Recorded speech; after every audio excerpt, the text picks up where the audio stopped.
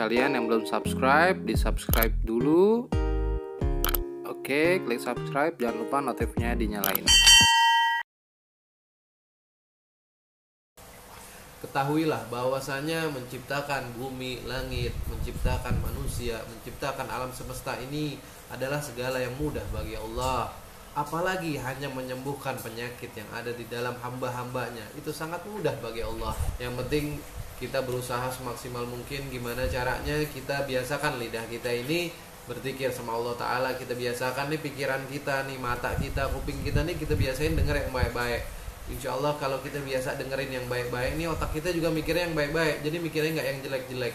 Kalau kita lihat yang jelek, kita lihat penyakit, kita dengerin penyakit, tentang penyakit, lihat penyakit. Nah otak kita nih mikirinnya penyakit melulu.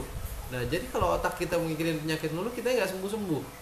Ya, tapi kalau misalnya kita dengerin yang baik-baik, kita dengerin sholawatan, kita dengerin zikiran, kita dengerin nasihat-nasihat daripada ulama, ini semua isinya baik. Jadi nanti begitu kita bengong, kita ingat nasihat ulama, bukan ingat penyakit.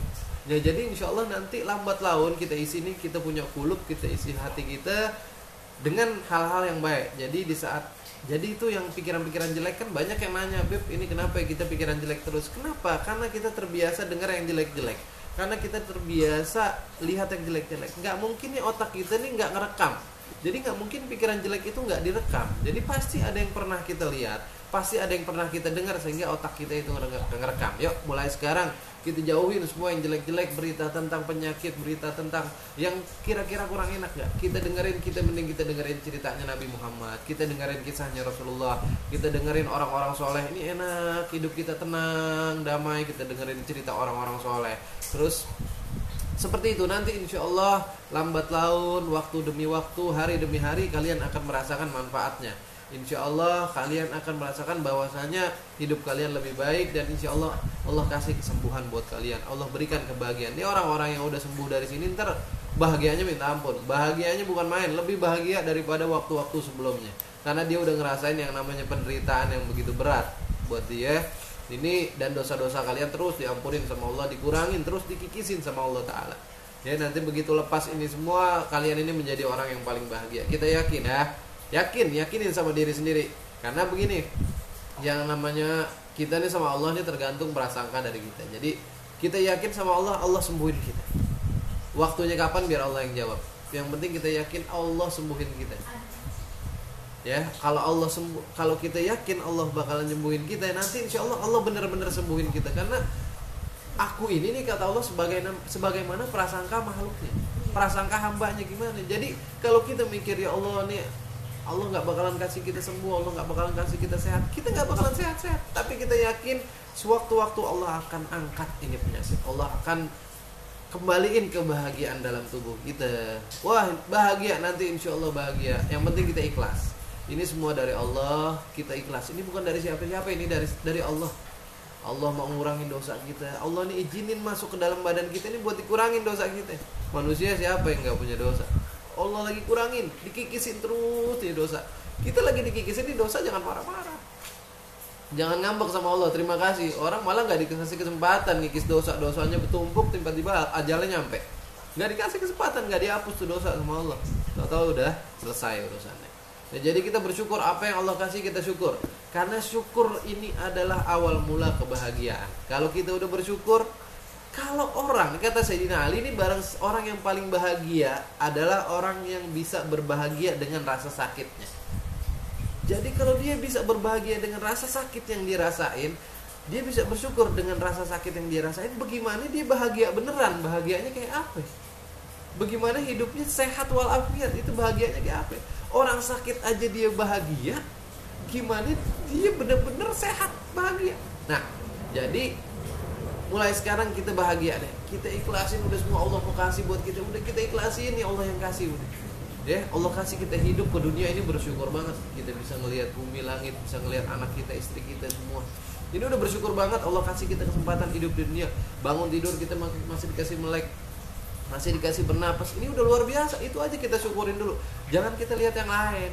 Kalau kita ngelihat yang lain, kita nggak bersyukur. Kita lihat, ya Allah, alhamdulillah, banyak orang yang nggak dikasih kesempatan kita. Apalagi di sini mungkin yang lagi ngelihat video live Ratib ini, insya Allah orang-orang Muslim di sini ini nggak bisa diganti. Yang namanya Allah lahirin kita dari rahim seorang Muslim, kita lahir menjadi seorang Islam Muslim yang udah Allah jamin surganya nih.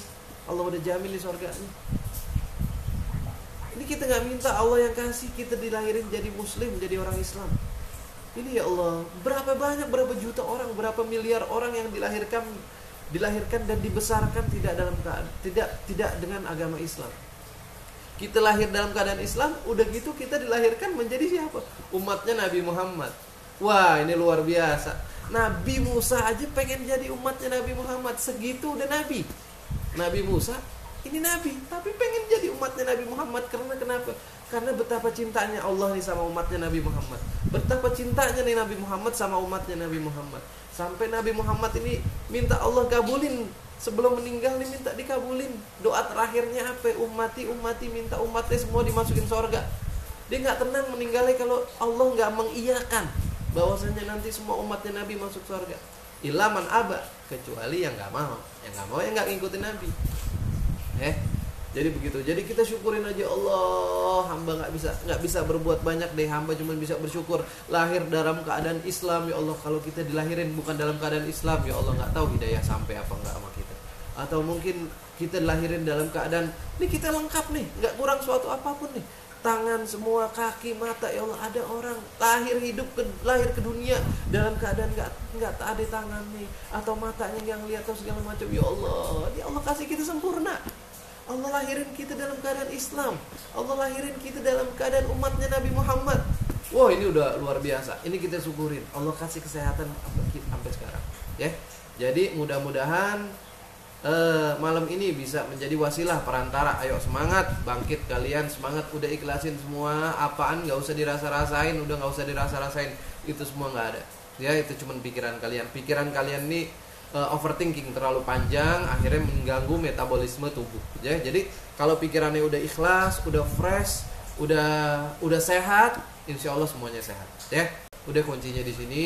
Yang mau dibantu sama ada herbal aneh juga boleh dibantu pakai itu ngebantu juga. Atau mungkin nggak pakai itu, mau pakai wasilah Ratib Haddad, mau pakai zikir, mau pakai motivasi dari video-video aneh, bisa, semua bisa sembuh. Kita yakin bisa sembuh ya. Mudah-mudahan insya Allah jadi manfaat. Lebih kurangnya saya minta maaf. Assalamualaikum warahmatullahi wabarakatuh.